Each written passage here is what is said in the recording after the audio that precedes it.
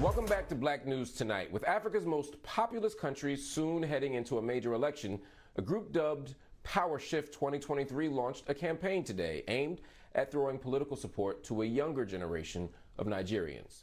The gumption Nigerians, 45 years and older, showcased in organizing the End SARS Movement, their own Black Lives Matter protest against police brutality in the West African nation just a year ago. It's now the spark behind today's push to bring about a robust change to Nigeria's political landscape for 2023 and beyond.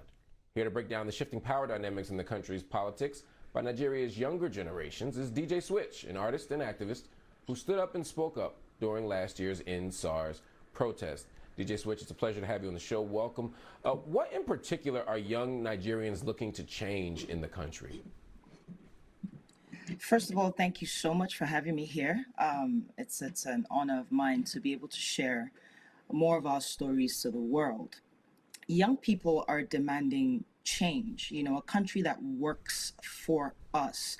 Okay, for years, we've had to deal with an older generation who they're not equipped to handle the advancement of the nation, the advancement of the world.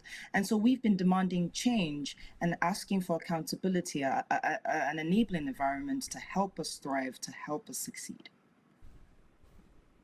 Absolutely. In October of 2020, the End SARS movement made headlines worldwide.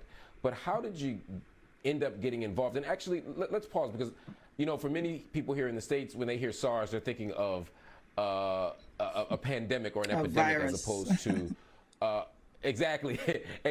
So can you talk a little bit about who and what the SARS or End SARS movement is, or what the political circumstances were going on with the Nigerian police, and sort of what was happening in everyday life? Sure. SARS, first of all, stands for Special Anti-Robbery Squad. All right. Their mandate is to tackle crime and armed robbery and all sorts of things like that.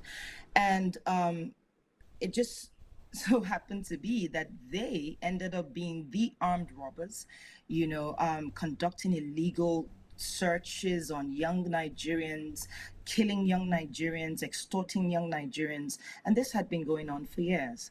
So the End SARS movement is a movement against SARS, against police brutality, but it morphed into something bigger, which was a call for good governance. And so last year, at the height of the killings and the extortion, viral videos all over the internet where you find young people just killed for nothing, and harassed for nothing. It was enough, and young people came out to protest that brutality, and I was one of them.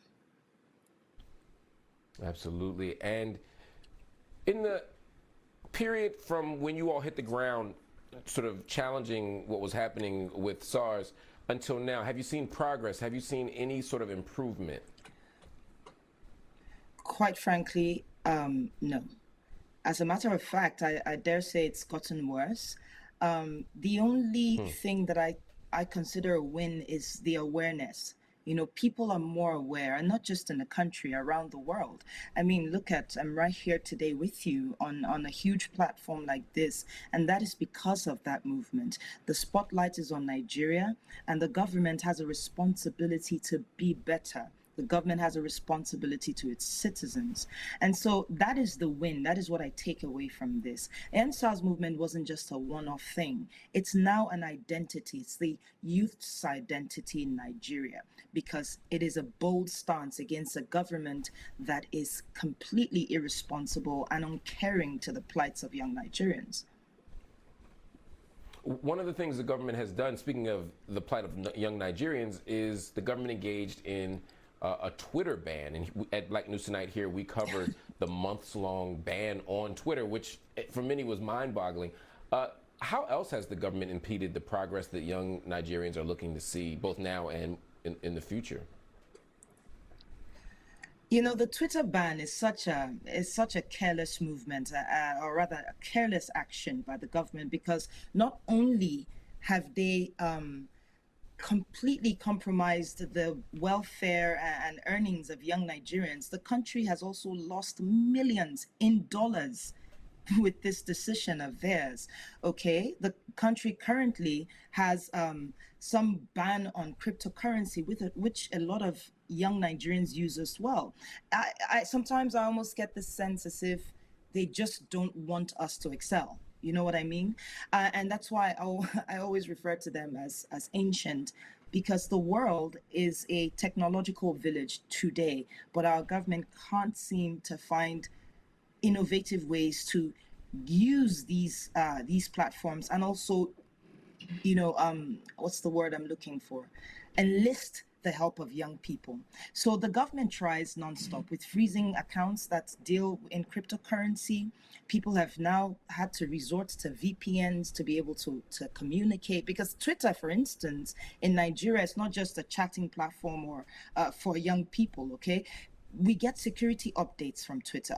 People get jobs from Twitter. People sell their market on Twitter. So the government has no idea when it comes to what young people can do and how they can make a living for themselves. One way or the other, they find ways of shutting that thing down. Before you go, what can Nigerians across the diaspora do to assist the movement while demanding accountability from the ruling class in Nigeria?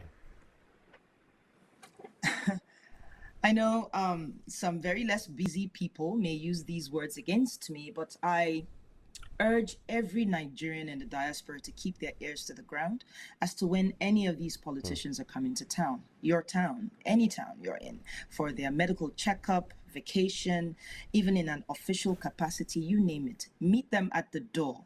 You have a right to gather peacefully and ask them questions, and they're obligated to respond. If you don't know, these officials are meant to inform the public through the media as to their whereabouts. Connect with each other, because this affects us all, whether you're in the US, the UK, Germany, anywhere in the world. I'm sure we all have family back home and we are suffering.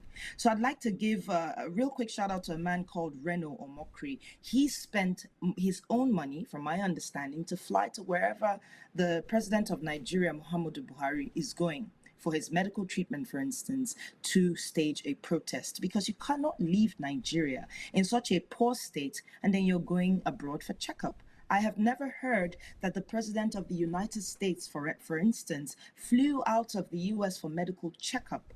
You know, anywhere you go, you see, let's say America, right? American diplomats anywhere in the world, elected officials driving a made in America car, for instance, because in whatever capacity they find themselves, they are constantly promoting our America.